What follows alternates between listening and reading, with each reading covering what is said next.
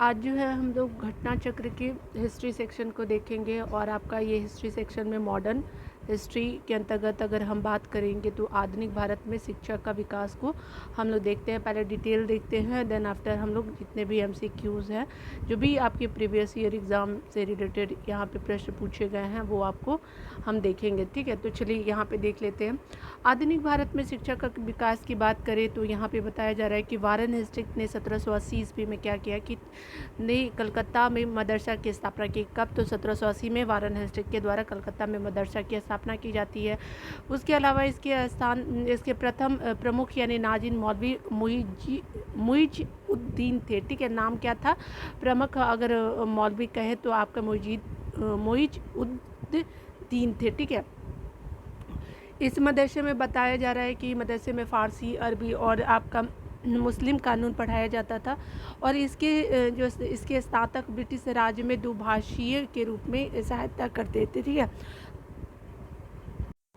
तो ये क्या करते थे? द्विभाषीय यानी इंटरप्रेटर का काम करते थे आपका ब्रिटिश जो राज्य में थे। ठीक है, उसके अलावा अगर देखें तो 1791 में क्या होता है कि बनारस के ब्रिटिश रेजिमेंट जोनाथन डंकन के प्रयत्नों के फलस्वरूप क्या होता है कि बनारस में जो है एक प्रथम संस्कृत कॉलेज की स्थापना की जाती है। कहाँ पे? तो बनारस में। और जोनाथन डंकन, और कब? तो आपका 1791 में बनारस के ये ब्रिटिश रेजिमेंट थे। ठीक है, तो खोला जाता है आपका बनारस में एक संस्कृत कॉलेज।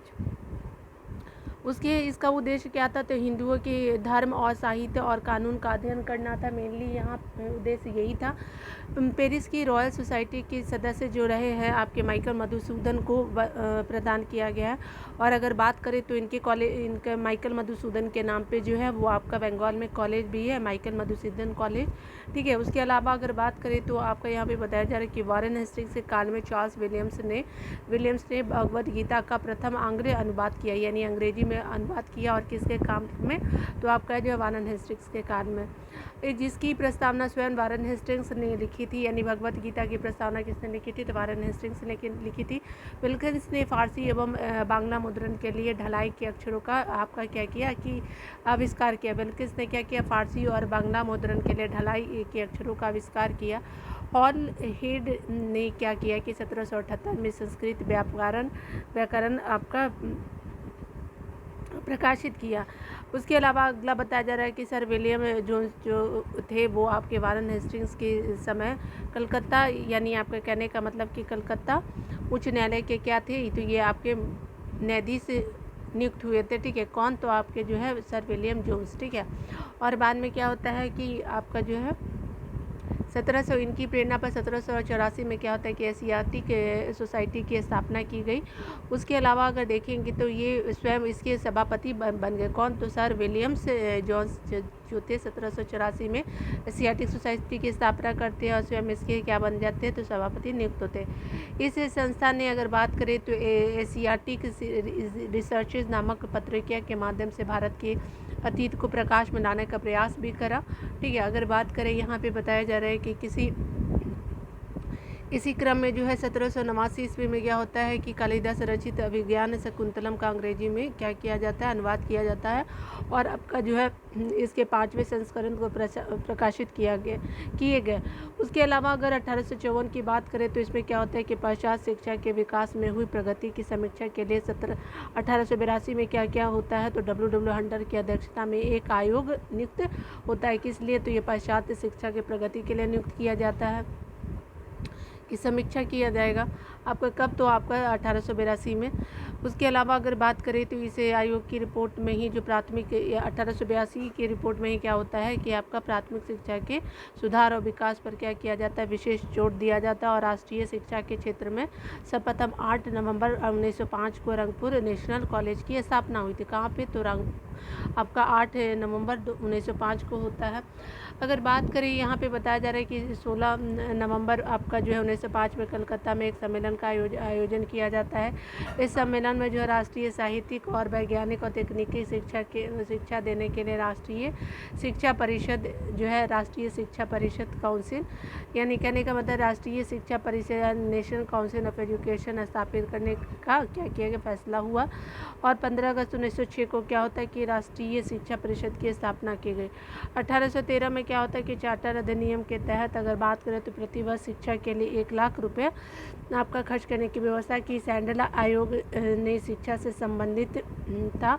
और वर्ष 1917 में जो है अगर बात करें तो सरकार ने कलकत्ता विश्वविद्यालय की संभावनाओं के अध्ययन और रिपोर्ट के लिए एक आयोग नियुक्त किया था। कब? तो 1917 में।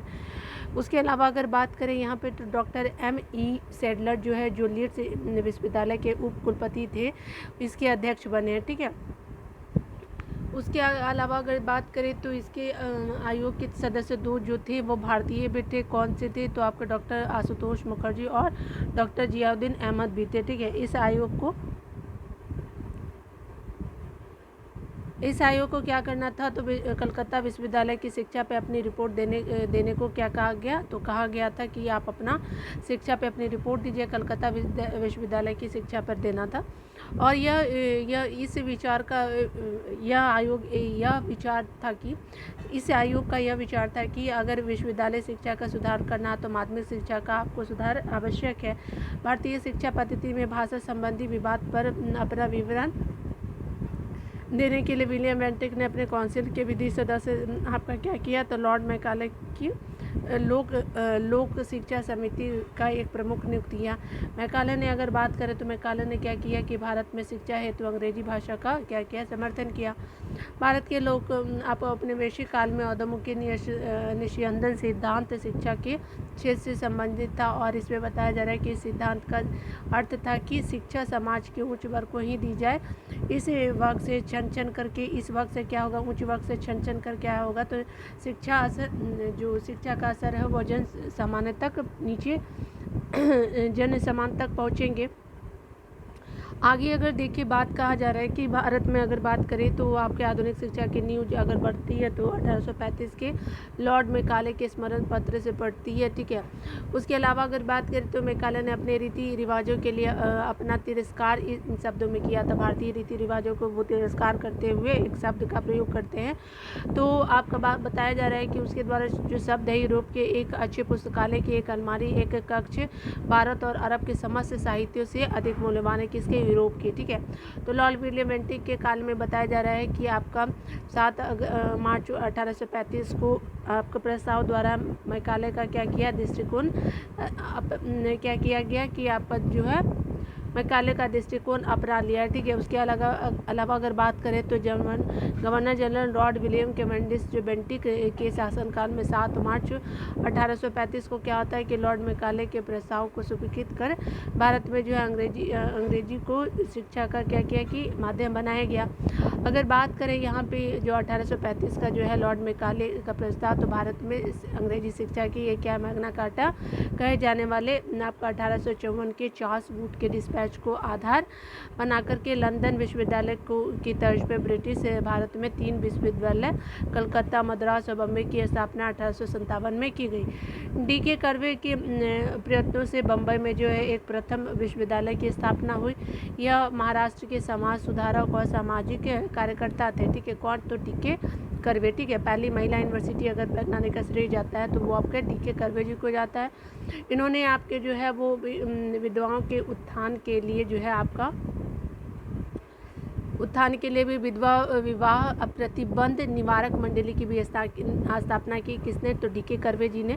उसके अलावा अगर बात करें तो पूना में विधवा गृह की स्थापना की जाती है। 1896 ईस्वी में किया गया था। उन्होंने स्वयं एक ब्राह्मणी विधवा से विवाह भी किया था। और आपका वर्ष 1958 में क्या होता है कि भारत रत्न उनको दिया जाता है। भारत रत्न 1958 में दिया जाता है D.K. कर्वे जी को। उसके अलावा अगर हम देखें तो डेक्कन एजुकेशनल सोसाइटी की स्थापना मूलतः न्यू इंग्लिश स्कूल के प्रारंभ 1880 के साथ पुणे में की गई थी। ठीक है। कब? तो 1880 में किया गया था। अगर बात करें यहाँ पे बताया जा रहा है कि वर्ष 1884 में क्या होता है कि डेक्कन एजुकेशन सोसाइटी औपचारिक रूप से गठित की गई। इस संस्था के संस्थापकों में से V.K. चिपलुंकर, V.G. तिलक, उसके अलावा गोपाल गणेश अगरकर एवं M.G. नाम जोशी प्रमुख थे। ठीक है। राजा राममोहन राय जो थे वो आधुनिक शिक्षा के सबसे प्रारंभिक विचारकों प्रमुखों में से एक थे, ठीक है। अगर आप देखेंगे यहाँ पे कहा जा रहा है कि 1817 में क्या होता है कि उन्होंने डेविड हेयर और अलेक्जेंडर डफ के साथ मिलकर के कलकत्ता में जो है वो प्रसिद्ध आपका हिंदू कॉलेज की स्थापना की। कब? तो 1817 में, ठीक है। अगला अगला डिटेल की बात करें तो मेयो कॉलेज, अगर अगला डिटेल की बात करें तो मेयो कॉलेज की स्थापना जो है वो 1875 में अजमेर में की जाती है। और आपका जो है मुस्लिम एंग्लो ओरिएंटल कॉलेज की स्थापना जो है 1875 में अलीगढ़ में की जाती है। उसके अलावा अगर बात करें दिल्ली कॉलेज की स्थापना 1824 में होती है। और आपका भारतीय विश्वविद्यालय में धार्मिक शिक्षा के लिए मदन मोहन मालवीय ने प्रबल रूप से वकालत की थी, ठीक है। तो धार्मिक शिक्षा जो है भारतीय विश्वविद्यालय में दिया जाए। इन्होंने वर्ष 1916 में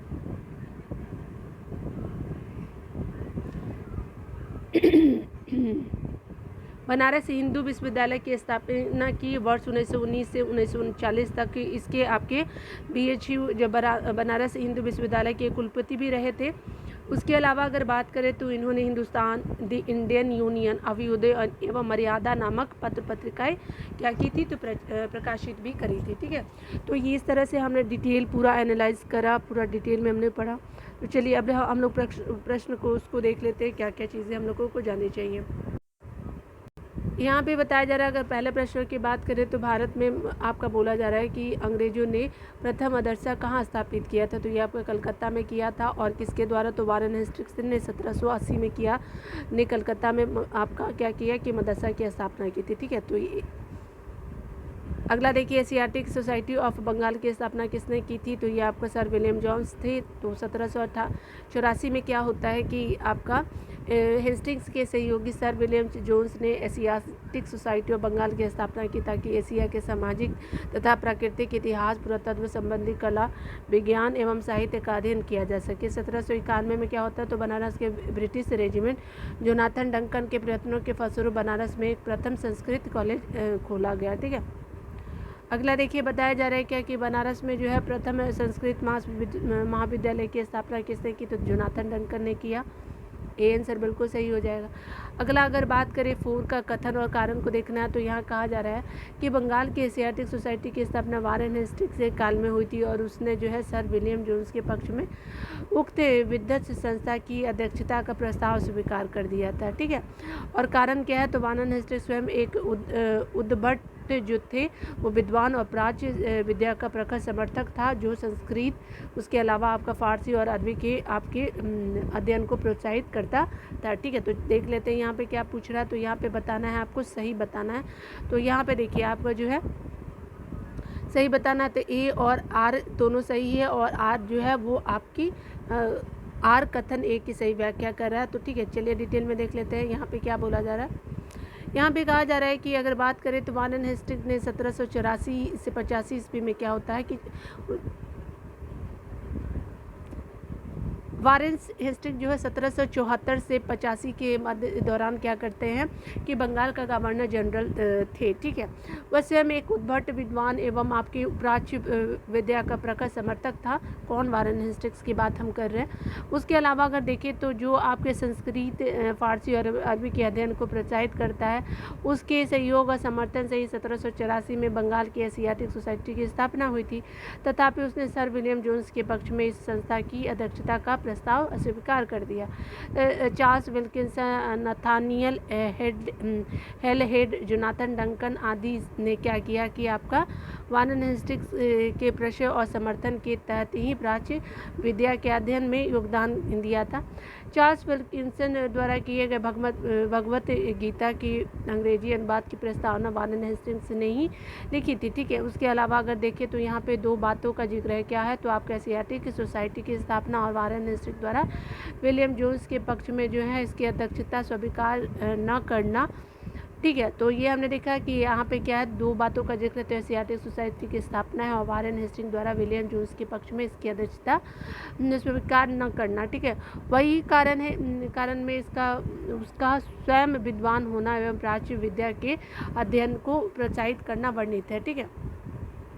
यहाँ पे बताया जा रहा है कि प्राच्य विद्या के अध्ययन को प्रोत्साहन कथन की दोनों बातों का कारण होना पुष्ट करता है। ठीक है, इस प्रकार आपका बताया जा रहा है कि प्रश्नगत जो है वो आपका कथन ए और आपका कथन और कारण दोनों सही है।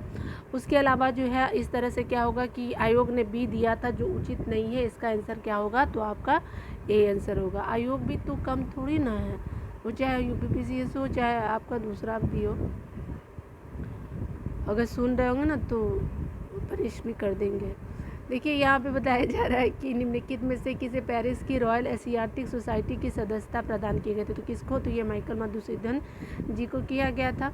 देखिए पेरिस की रॉयल एशियाटिक सोसाइटी की सदस्यता जो है वो माइकल मधुसूदन दत्त की प्रदान की गई थी।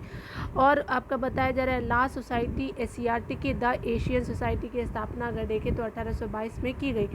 वर्ष आपका बताया जा रहा है कि वर्ष 1829 के शाही शासन द्वारा इसकी स्थापना की पुष्टि कर दी गई। ठीक है, चलिए आगे देखते हैं। यहाँ पे बताया जा रहा है 6 नंबर प्रश्नों को अगर देखें तो निम्नलिखित अंग्रेजों में से कौन सा जो था उसने आपका जो है सर्वप्रथम भगवत गीता का क्या किया था, अनुवाद किया, तो चार्ल्स विल्किंसन था ना। तो चलिए 6 का भी देख लेते हैं। तो आपने देख लिया चार्ल्स विल्किंसन ने क्या किया कि गीता का अनुवाद किया था। प्रथम आंग्ल अनुवाद करने वाला और किसके टाइम में, तो वारेन हेस्टिंग्स के टाइम में किया जाता है। और इसकी अगर गीता की प्रस्तावना की बात करें तो वारेन हेस्टिंग्स ने लिखा था। ठीक है, अगला अगर बात करें यहाँ पे बताया जा रहा है कि अगर 7 नंबर प्रश्नों को देखिए, निम्नलिखित में से किसने जो है कालिदास की प्रसिद्ध रचना शकुंतला का एक पहली बार अंग्रेजी में क्या किया, अनुवाद किया। ठीक है, तो सर विलियम्स जोन्स ने किया, तो आपका 7 का डी आंसर बिल्कुल सही हो जाएगा। यहाँ पे बोला जा रहा है कि sir William Jones Warren Hastings के समय कलकत्ता उच्चतम न्यायालय के न्यायाधीश नियुक्त हुए। इनकी प्रेरणा पर 1784 में क्या होता है कि एशियाटिक सोसाइटी की स्थापना हुई एवं ये स्वयं इसके सभापति नियुक्त हुए। इस संस्था ने एशियाटिक रिसर्चेज नामक पत्रिका के माध्यम से भारत के अतीत को प्रकाश में लाने का कार्य भी किया। और इसी क्रम में उन्होंने 1789 में क्या होता है कि आपका कालिदास रचित आपका अभिज्ञान शकुंतलम का अंग्रेजी में अनुवाद किया और आपका जो है इसके 5 संस्करण प्रकाशित हुए। ठीक है, 1700 आप जो भी पढ़ते हो तो मैं 1789 इसको पढ़ती हूँ। ठीक है, देखिए अगला बताया जा रहा है क्या कि अगर बात करें स्वतंत्रता पूर्व जो है अवधि में ब्रिटिश सरकार द्वारा भारत में आधुनिक शिक्षा के प्रसार का उद्देश्य क्या था, तो आधुनिक शिक्षा के प्रसार का उद्देश्य जो था वो आपका छोटे प्रशासनिक पदों पर नियुक्ति हेतु शिक्षित भारतीयों की आवश्यकता। तो आपका 8 का ए आंसर बिल्कुल सही हो जाएगा। डिटेल बोला जा रहा है कि अगर बात करें ब्रिटिश राज्य द्वारा जो है वो भारत में अंग्रेजी शिक्षा का प्रसार करवाने के पीछे मुख्य कारण था प्रशासन का खर्च कम करने की चिंता। इसके लिए जो है सरकारी शिक्षित भारतीयों को संख्या बढ़ाना चाहते थे। सरकार जो थे वो आपका शिक्षित भारतीयों की संख्या बढ़ाना चाहते थे, जिससे क्या होता है कि प्रशासन और आपका जो ब्रिटिश व्यावसायिक प्रतिष्ठानों की छोटी कर्मचारियों को और बढ़ती हुई ज़रूरतों को पूरा करना था। ठीक है, छोटे कामों के लिए भी ये रख सकते थे और आपके बढ़ती ज़रूरतों को भी ये देख सकते थे। देखिए अगला बताया जा रहा है कि ब्रिटिश सरकार के किस अधिनियम ने पहली बार भारत में शिक्षा के लिए 1 लाख रुपए दिए, तो 1813 का चार्टर अधिनियम था। तो आपका 9 का बी आंसर बिल्कुल सही हो जाएगा। 1813 में बात करें तो चार्टर अधिनियम के तहत कंपनी ने पहली बार शिक्षा के प्रति सरकारी उत्तरदायित्व उठाया। प्रतिवर्ष शिक्षा के लिए 1 लाख रुपए खर्च करने की व्यवस्था इस अधिनियम में की थी। ठीक है, अगला अगर देखेंगे यहाँ पे कहा जा रहा है क्या, तो यहाँ पे वुड डिस्पैच के बारे में आपको जानना है कौन सा सत्य है। तो देखिए ग्रांट इन एड शुरू किए गए थे, सहायता अनुदान व्यवस्था जिसको ग्रांट इन एड शुरुआत किया गया था वुड डिस्पैच में, तो बिल्कुल सही है। उसके अलावा बात करें तो विश्वविद्यालय की स्थापना की सिफारिश की थी वुड डिस्पैच ने, बिल्कुल सही है। यहाँ पे बोला जा रहा है सब शिक्षा के सभी स्तरों पर शिक्षण माध्यम के रूप में जो अंग्रेजी की सिफारिश की थी, तो नहीं, ये नहीं किया था। ठीक है, तो आपका 10 का ए आंसर बिल्कुल सही हो जाएगा। चलिए डिटेल में देखा जा रहा है तो कहा जा रहा है कि वुड डिस्पैच या फिर वुड घोषणा पत्र east British east India company के बोर्ड ऑफ कंट्रोल के अध्यक्ष जो थे वो आपके चार्ल्स वुड द्वारा 1854 ईस्वी में जारी किया गया था। इस घोषणा पत्र में भारतीय शिक्षा पर एक व्यापक योजना प्रस्तुत की गई थी। इस घोषणा पत्र में शिक्षा के उद्देश्य आपके जो थे माध्यम जो थे सुधार, आपका शिक्षा के उद्देश्य क्या थे तो और माध्यम क्या थे तो सुधारों आदि पर आपका विचार करना था। तो शिक्षा के उद्देश्य माध्यम और सुधारे आदि पर क्या करना था, विचार करना था। इस घोषणा पत्र को जो है वो भारत में अंग्रेजी शिक्षा का क्या कहा जाता है, मैग्ना कार्टा कहा जाता है, यानी वुड डिस्पैच को। उसके अलावा अगर बात करें प्रस्ताव में सरकार ने पाश्चात्य शिक्षा के प्रसार को अपना उद्देश्य बनाया। अगला बताया जा रहा है कि वो शिक्षा को जो है अंग्रेजी भाषा के माध्यम से दिए जाने पर बल दिया गया, परंतु यहाँ पे बताया जा रहा है कि साथ ही देशी भाषा के विकास को भी महत्व दिया गया था। और इस घोषणा पत्र के अनुसार लंदन विश्वविद्यालय के आधार पर जो है वो कलकत्ता, बम्बई एवं आपका मद्रास प्रेसिडेंसी में एक विश्वविद्यालय की स्थापना की व्यवस्था की गई। उसके अलावा अगर बात करें इसमें एक बात पर बल दिया गया कि सरकारी शिक्षण संस्थान में दी जाने वाली शिक्षा जो है धर्मनिरपेक्ष हो। शिक्षा की आपका बताया जा रहा है कि शिक्षा के क्षेत्रों में निजी प्रयत्नों को प्रोत्साहित करने के लिए अनुदान सहायता की पद्धति चलाने की सिफारिश भी इसमें की गई। ठीक है, चलिए आगे देखते हैं। चार्ल्स वुड का आदेश पत्र आपका निम्नलिखित में से किससे संबंधित, शिक्षा से संबंधित है। ये आंसर बिल्कुल सही हो जाएगा। यहाँ पे बोला जा रहा है कि अगर डिटेल की बात करें तो वुड घोषणा पत्र बोर्ड ऑफ कंट्रोल के अध्यक्ष चार्ल्स वुड द्वारा 19 जुलाई 1854 को जारी किया गया। इस घोषणा पत्र में जो है भारतीय शिक्षा पर एक व्यापक आपका योजना प्रस्तुत की गई, जिसे वुड का डिस्पैच कहा गया। 100 अनुच्छेदों वाले इस प्रस्ताव में शिक्षा के उद्देश्य, माध्यम, सुधार आदि पर क्या किया कि विचार किया गया। इस घोषणा पत्र को भारत में जो है अंग्रेजी शिक्षा का क्या कहा जाता है, मैग्ना कार्टा भी कहा जाता है। प्रस्ताव में जो है वो सरकार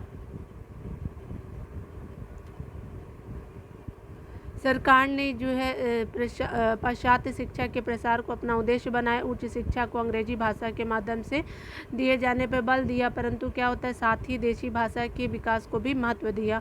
इसके अनुसार बताया जा रहा है कि लंदन विश्वविद्यालय के आधार पर कलकत्ता, बम्बई और आपका मद्रास में एक विश्वविद्यालय की स्थापना की गई। ठीक है, अगले देखिए क्या बताया जा रहा है। हंटर कमीशन की रिपोर्ट में विकास पर विशेष ध्यान दिया गया था। तो आपका हंटर कमीशन की रिपोर्ट में विकास पर विशेष जोर दिया गया तो प्राथमिक शिक्षा के विकास पे दिया गया, तो सी आंसर बिल्कुल सही हो जाएगा।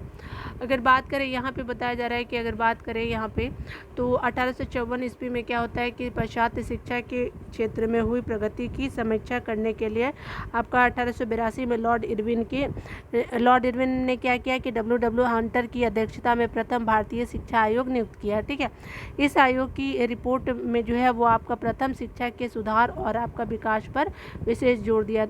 किसने किया था तो लॉर्ड रिपन ने किया था।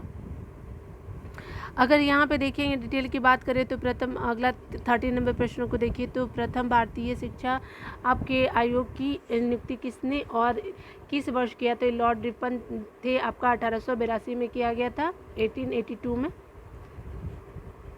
अगला देखिए बताया जा रहा है कि नेशनल काउंसिल ऑफ एजुकेशन की स्थापना कब हुई थी, तो ये आपका 15 अगस्त 1906 में होता है आपका नेशनल काउंसिल ऑफ एजुकेशन की स्थापना। डी आंसर बिल्कुल सही हो जाएगा। डिटेल देख लीजिए। यहाँ पे बताया जा रहा है कि अगर राष्ट्रीय शिक्षा के क्षेत्र में सर्वप्रथम 1905 में रंगपुर नेशनल स्कूल की स्थापना की जाती है और 16 आपका नवंबर 1905 को कलकत्ता में एक सम्मेलन का आयोजन किया गया। इस सम्मेलन में राष्ट्रीय साहित्यिक, वैज्ञानिक और तकनीकी शिक्षा के लिए जो है राष्ट्रीय शिक्षा परिषद स्थापित करने का फैसला किया गया और आपका 15 अगस्त 1906 को राष्ट्रीय शिक्षा परिषद की स्थापना की गई। ठीक है, अगला देखिए आपको बताया जा रहा है कि सैडलर आयोग संबंधित था, तो किससे संबंधित था, तो चलिए अगला देख लेते हैं। यहाँ जो है सैडलर आयोग शिक्षा से संबंधित था, तो इस तरह से हमारा सी आंसर बिल्कुल सही हो जाएगा। यहाँ पे बताया जा रहा है कि सैडलर आयोग शिक्षा से संबंधित था और वर्ष 1917 में सरकार ने क्या किया कि कलकत्ता विश्वविद्यालय की संभावनाओं की अध्ययन एवं रिपोर्ट के लिए एक आयोग नियुक्त किया गया। ठीक है, डॉक्टर M.E. सैडलर जो आप कैलियट्स विश्वविद्यालय के कुलपति थे इसके अध्यक्ष बनाए गए।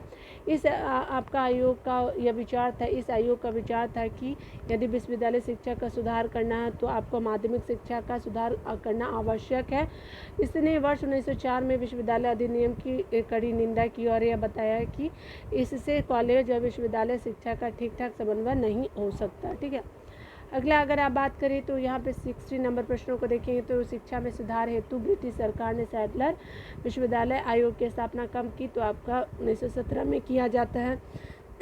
बी से ये आंसर हो जाएगा।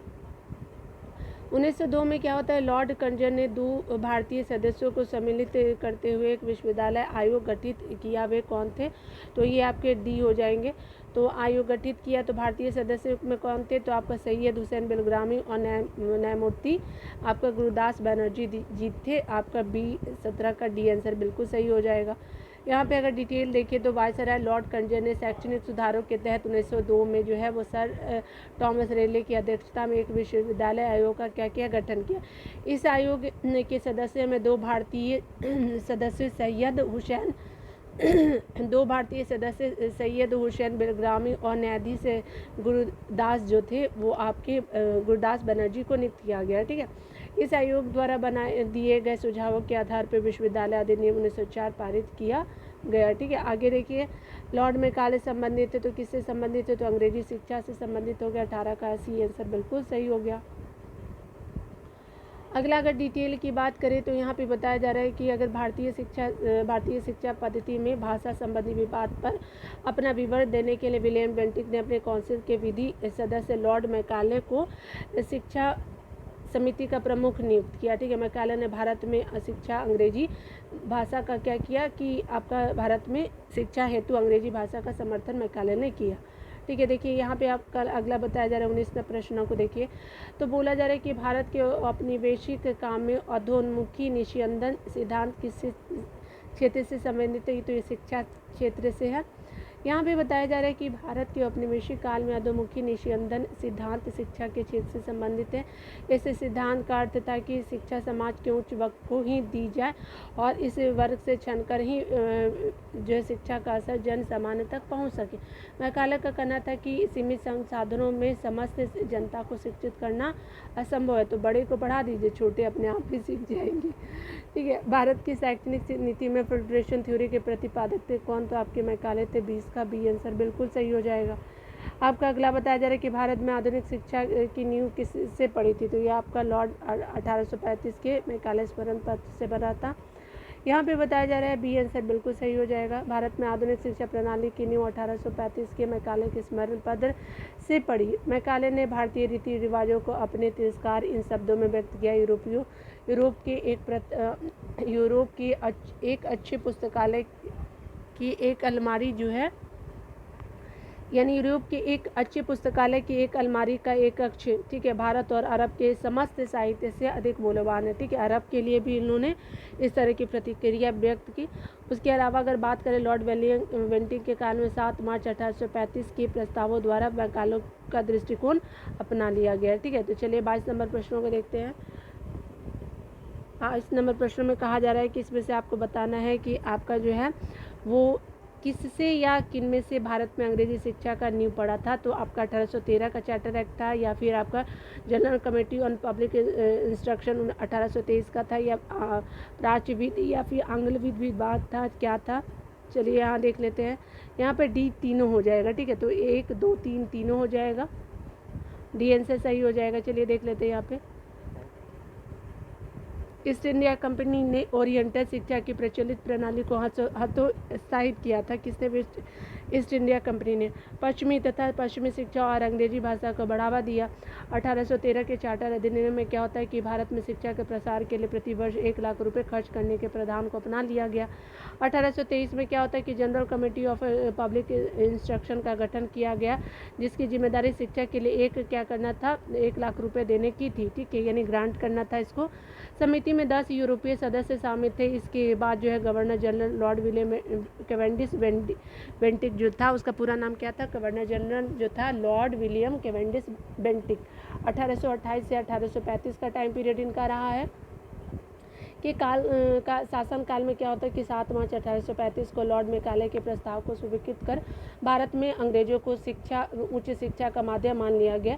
भारत में अंग्रेज शिक्षा की आपको समर्थकों का नेतृत्व जो है मुनरो एवं एलिफिंस्टन, जबकि एच.टी. प्रिंसेप प्राच्य शिक्षा के समर्थकों के आपके नेतृत्व करता थे। ठीक है, आगे देखिए बताया जा रहा है कि इसमें 23 नंबर प्रश्न में कहा जाए कि किसके शासनकाल में भारत में अंग्रेजी शिक्षा का प्रसार हुआ, तो लॉर्ड विलियम बेंटिक्स के टाइम में होते हैं। ये आंसर बिल्कुल सही हो जाएगा।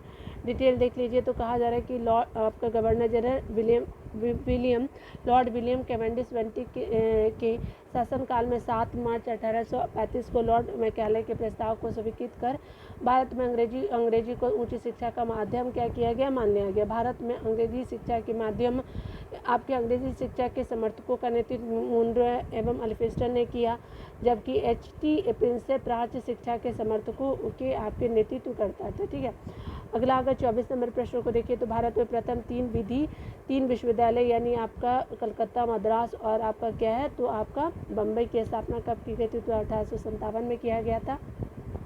डिटेल देखिए, यहाँ पे बताया जा रहा है कि भारत में अगर बात करें अंग्रेजी शिक्षा का मैग्ना कार्टा कहे जाने वाला 1854 के चार्ल्स वुड के डिस्पैच के आधार बनाकर के लंदन विश्वविद्यालय की तर्ज पर ब्रिटिश भारत में 3 विश्वविद्यालय कलकत्ता, मद्रास एवं बम्बई की स्थापना 1857 में की गई। ठीक है, तो ये हमने देख लिया। यहाँ पे बताया जा रहा है क्या कि अगर बात करें किससे सतत प्रयत्नों से बम्बई में प्रथम महिला विश्वविद्यालय की स्थापना की, तो डी.के. कर्वे की आपका जो है प्रयत्नों से किया गया। बी आंसर बिल्कुल सही हो गया।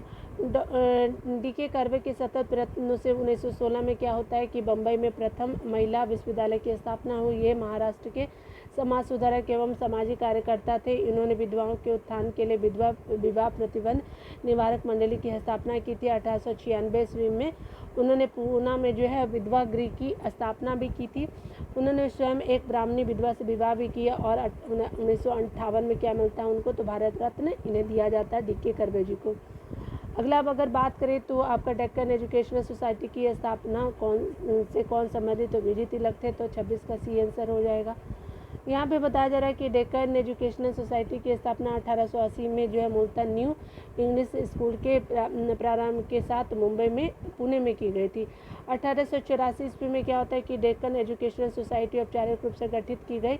इस संस्था के संस्थापकों में अगर बात करें तो वी.के. चिपलुंकर, वी.जी. तिलक और एम.बी. नाम जोशी और आपका गोपाल गणेश अगरकर प्रमुख थे। जस्टिस राणा डे इस सोसाइटी के क्या थे, तो संस्थापक रहे, जबकि आपके इसके 5 संरक्षकों में से आपके थे। ठीक है, कौन, तो जस्टिस राणा डे इस सोसाइटी के संस्थापक नहीं थे, लेकिन इसके 5 संरक्षकों में से एक थे। ठीक है, तो ये हमने देख लिया। अगला बताया जा रहा है कि निम्नलिखित कॉलेजों में सर्वप्रथम किसकी स्थापना हुई, तो हिंदू कॉलेज आपका कलकत्ता की स्थापना हुई थी। देखिए डिटेल से बताया जा रहा है तो आपका जो है राजा राम मोहन राय आधुनिक शिक्षा के सबसे प्रारंभिक प्रचारकों में से थे। उसके अलावा 1817 में क्या होता है कि उन्होंने डेविड हेयर एवं अलेक्जेंडर डफ के साथ मिलकर कलकत्ता में प्रसिद्ध हिंदू कॉलेज की स्थापना की। मेहू कॉलेज की स्थापना अगर बात करें तो 1875 में अजमेर में मुस्लिम एंग्लो ओरिएंटल कॉलेज की स्थापना 1875 में। उसके अलावा दिल्ली आपका कॉलेज की स्थापना 1824 में की जाती है। ठीक है, चलिए आगे देखते हैं। अगला बताया जा रहा है क्या कि आपका जो है वो मोहम्मडम एंग्लो ओरिएंटल कॉलेज अलीगढ़ की स्थापना कब हुई थी, तो 1875 में। सी आंसर बिल्कुल सही हो जाएगा। डेविड हेयर और आपका अलेक्जेंडर डफ के साथ मिलकर निम्नलिखित में से किसने जो कलकत्ता में हिंदू कॉलेज की स्थापना की, तो ये राजा राम मोहन राय थे, तो आपका 29 का डी आंसर बिल्कुल सही हो जाएगा। यहाँ पे आपको मिलान करना है कि कौन जो है आपका सही सुमेलित है। ठीक है, तो विलियम जोन्स तो ये आपके थे। उसके अलावा आपके जो थे वो आपका ये भी थे। ठीक है, तो इसमें से देख लीजिए कि कौन सा सुमेलित है, तो बी आपका आंसर सही हो जाएगा।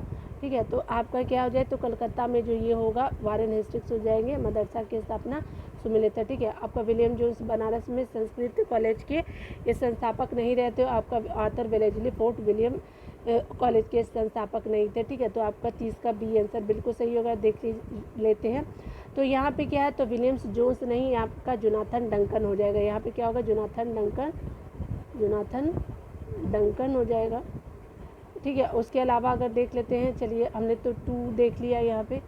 उसके अलावा देखिए जोनाथन डंकर यहाँ पे दिए, और 1791 में क्या होता है, बनारस संस्कृत कॉलेज की स्थापना करते हैं।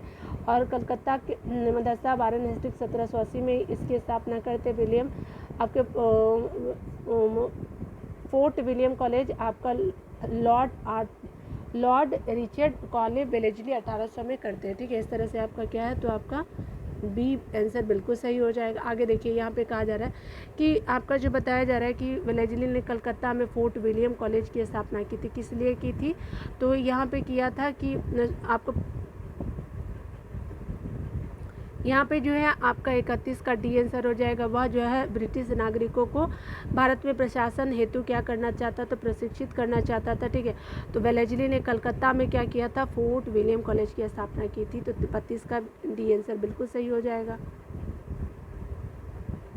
देखिए डिटेल की अगर बात करें तो यहाँ पे बताया जा रहा है कि अगर बात करें कलकत्ता में ईस्ट इंडिया कंपनी के तत्कालीन गवर्नर जनरल वेलेजली द्वारा 10 जुलाई आपका 1800 को फोर्ट विलियम कॉलेज की स्थापना होती है, की गई थी। इस कॉलेज की स्थापना का मुख्य उद्देश्य जो था वह ब्रिटिश सिविल सेवकों को भारत में प्रशासन हेतु फारसी और आपकी हिंदुस्तानी भाषाओं की शिक्षा देना था। ठीक है, आगे देखते हैं। यहाँ पे बताया जा रहा है कि यहाँ पे आपको बताना है क्या कि तो आपको यहाँ पे कहा जा रहा है कि फोर्ट विलियम कॉलेज कलकत्ता से संदर्भित करना है। तो ठीक है, तो देखिए इसकी स्थापना जो है 10 जून 1800 को कलकत्ता के फोर्ट विलियम कॉम्प्लेक्स में हुई थी। नहीं, उसके अलावा अगर बात करें इसका जो स्थापना का उद्देश्य है वो आपका क्या था, तो ब्रिटिश अधिकारियों को भारतीय भाषाओं की शिक्षा देना था। तो ये सही है, ये आपका गलत हो गया। तो आपको 32 का बी आंसर बिल्कुल सही हो जाएगा। ठीक है, तो आप ऊपर भी देख सकते हैं कब किया गया था, तो देखिए 10 जुलाई है, ना कि 10 जून है। ठीक है ना, यहाँ पे क्या है 10 जुलाई है, ये 10 जून है। ठीक है, तो जुलाई रहता तो देना सही हो जाता। ठीक है ना। अगला आपको बताया जा रहा है क्या कि अगर बात करें हम निम्नलिखित में से किसने भारतीय विश्वविद्यालय में धार्मिक शिक्षा के लिए प्रबल रूप से वकालत की थी, तो ये आपका मदन मोहन मालवीय जी ने किया था। 33 का डी आंसर बिल्कुल सही हो जाएगा। यहाँ पे बताया जा रहा है कि भारतीय विश्वविद्यालय में धार्मिक शिक्षा के लिए मदन मोहन मालवीय ने प्रबल क्या किया था, प्रबल रूप से वकालत की थी। ठीक है, मदन मोहन मालवीय जो थे वो अग्रणी राष्ट्रवादी तथा देशभक्त थे। वे आरंभ में एक स्कूल अध्यापक और बाद में व्यवसाय से वकील हो गए थे। कौन, मदन मोहन मालवीय जी। ठीक है, अगला देखिए आपका बताया जा रहा है, तो कहा जा रहा है कि बनारस हिंदू विश्वविद्यालय का शिलान्यास किसने किया था, तो ये आपका लॉर्ड आपका हार्डिंग थे। तो आपको 34 का सी आंसर बिल्कुल सही हो जाएगा। यहाँ देखिए कहा जा रहा है क्या डिटेल की बात करें तो बनारस हिंदू विश्वविद्यालय की शिलान्यास जो है 4 फरवरी 1916 को वसंत पंचमी के दिन तत्कालीन वायसराय लॉर्ड हार्डिंग द्वारा किया जाता है। तो कब, तो 4 फरवरी आपका 1916 को वसंत पंचमी का दिन था, और आपका वायसराय जो थे वो लॉर्ड हार्डिंग द्वारा किया गया था। ठीक है, देखिए अगला आपका बताया जा रहा है क्या कि यहाँ पे 35 नंबर प्रश्नों को देखें तो निम्नलिखित में से किसने जो सर्वप्रथम केंद्रीय विश्वविद्यालय घोषित किया था, तो किसको, तो आपका बनारस हिंदू विश्वविद्यालय को वाराणसी को घोषित किया। तो 35 का सी आंसर बिल्कुल सही हो जाएगा। दिए गए केंद्रीय विश्वविद्यालय में से जो है आपको बनारस हिंदू विश्वविद्यालय वाराणसी को सबसे पहले केंद्रीय विश्वविद्यालय का दर्जा प्रदान किया गया। ठीक है, इसकी स्थापना का श्रेय 1916 में महामना मदन मोहन मालवीय जी को जाता है। ठीक है, तो अगला जो है वो आपका वीडियो रहेगा आधुनिक भारत में प्रेस का इतिहास का विकास पे।